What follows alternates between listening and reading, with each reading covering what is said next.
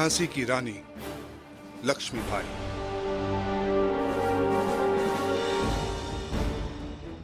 उधर जूही और काशीबाई से खबर पाकर तात्या सेना लेकर झांसी की ओर बढ़े, किंतु झांसी से 7-8 मील से पहले ही उनकी मुठभेड़ रोज से हो गई, जिससे तात्या को बची खुची सेना लेकर वापस कालपी जाना पड़ा।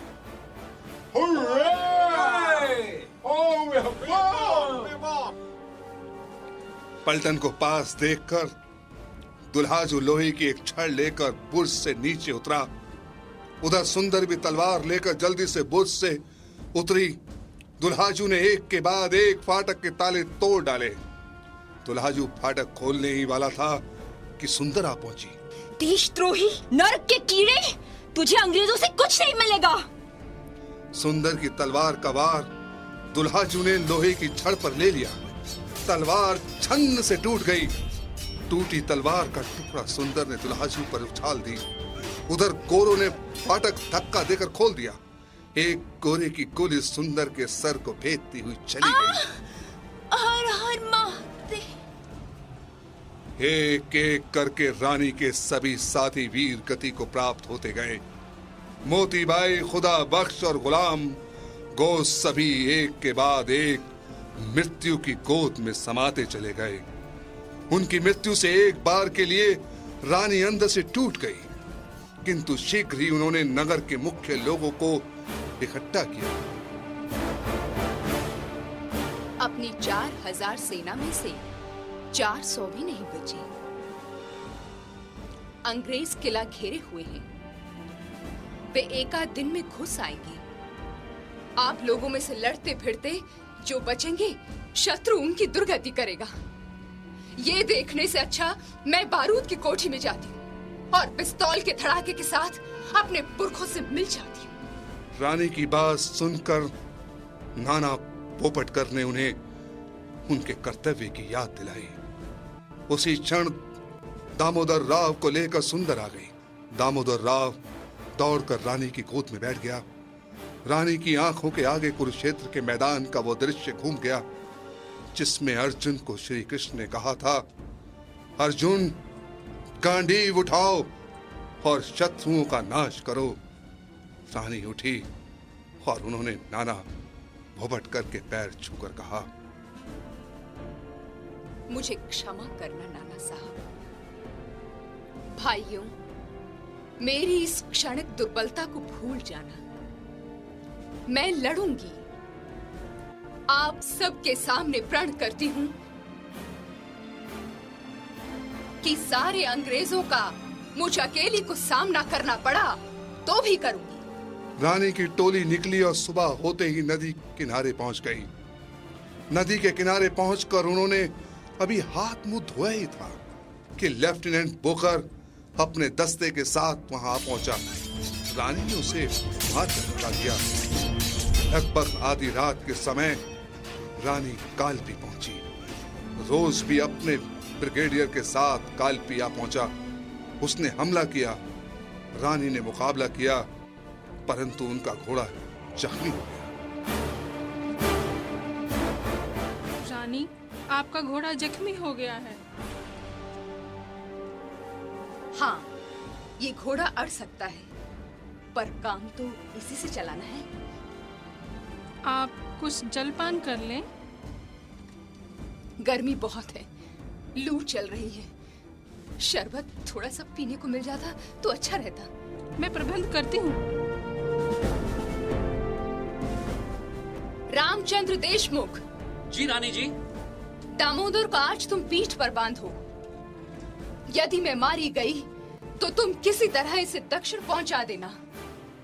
और ध्यान रखना, मेरे मरने के बाद विधर्मी मेरी देह को छूने न पाए। इसके बाद अंग्रेजों के गोलों की वर्षा सी उठी। उनकी धमक से जमीन थर्रा उठी। रानी ने आक्रमण पर आक्रमण करते हुए गोरे सवारों को पीछे हटा दिया। रानी के रण कौशल के मारे अंग्रेज नायक थर्रा गए। लेकिन कुछ ही समय बाद रानी को सूचना मिली कि जूही भी वीर गति को प्राप्त हुई। रानी ने घोड़े की लगाम दांतों में दबाई और दोनों हाथों से तलवार चलाकर अपना मार्ग बनाना आरंभ कर दिया। युद्ध स्थल के दक्षिण पश्चिम की ओर सोन रेखा नाला था और आगे चलकर बाबा गंगादास की कुटिया, मुंदर रानी के साथ ही और अगल बगल रघुनाथ सिंह और रामचंद्र देश में। तात्या टोपे कठिन से कठिन व्यूह से फंसकर बच निकलने की रण विद्या से परागत थे, इसलिए वे अंग्रेजों के चक्रव्यूह से निकल गए। सूर्यास्त होने वाला था। रानी के विश्वास पात्र सैनिकों में से अंतिम सवार भी मारा गया। 10-15 गोरे सवार और कुछ पैदल सैनिक रानी का पीछा कर रहे थे। रामचंद्र देशमुख की सहायता करते करते सुंदर भी शहीद हो गई। इतने में रानी के सीने के नीचे एक गोरे संगीन वरदार की हूल पड़ी।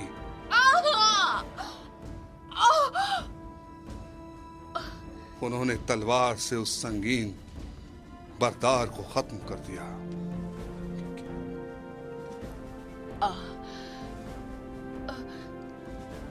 स्वराज्य की नींव का पत्थर बनने जा रही हूँ। रानी के कहने पर रघुनाथ सिंह ने मुंदर के शव को पीठ पर कसकर बांध लिया। रानी ने घायल अवस्था में भी एक एक गोरे को तलवार से काट दिया। अब पीछा करने वाले केवल 5 गोरे रह गए थे। रानी ने सोन रेखा नाला पार करने के लिए घोड़े को दौड़ाया, लेकिन वो हार गया। तब तक अंग्रेज सवार उनके पास आ पहुंचे। एक गोरे की पिस्तौल की गोली रानी की बाईं जांघ पर लगी।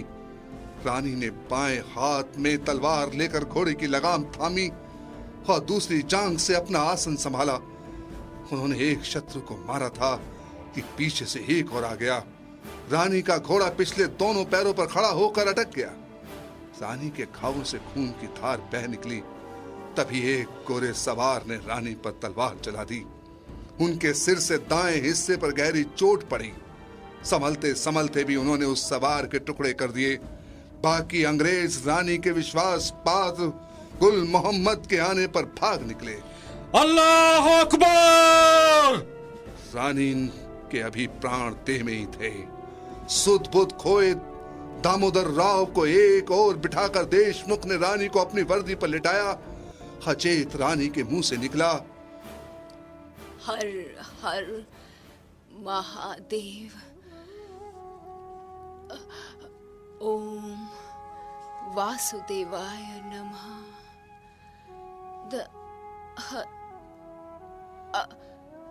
नैन पावक। सब रो पड़े। रानी अमर हो गई। बाबा गंगादास की कुटिया समीप ही थी।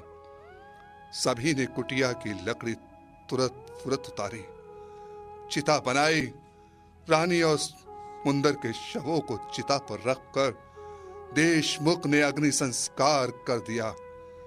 रानी की भस्म तक को विदेशी न छुपाएं, इसके लिए गुल मोहम्मद ने उसी रात चिता की भस्म पर चबूतरा बना दिया। सुबह जब अंग्रेज अफसर रानी या उसके शव की खोज में आए तो चिता के स्थान पर सुध बुध खोए गुल मोहम्मद से पूछा, किसका मजार है ये? हमारे पीर का। वो बहुत बड़ा वली था। 22 वर्ष और 7 माह की अल्पायु में अपनी बुद्धि, अपने शौर्य और असाधारण कौशल से अमर हो गई झांसी की रानी लक्ष्मीबाई। भारतीय इतिहास में उन प्रकाशमान नक्षत्रों में प्रमुख है जिनकी प्रेरणा आज भी सहस्त्रों हृदयों को मार्गदर्शन करती है। मार्गदर्शन करती है झांसी की रानी।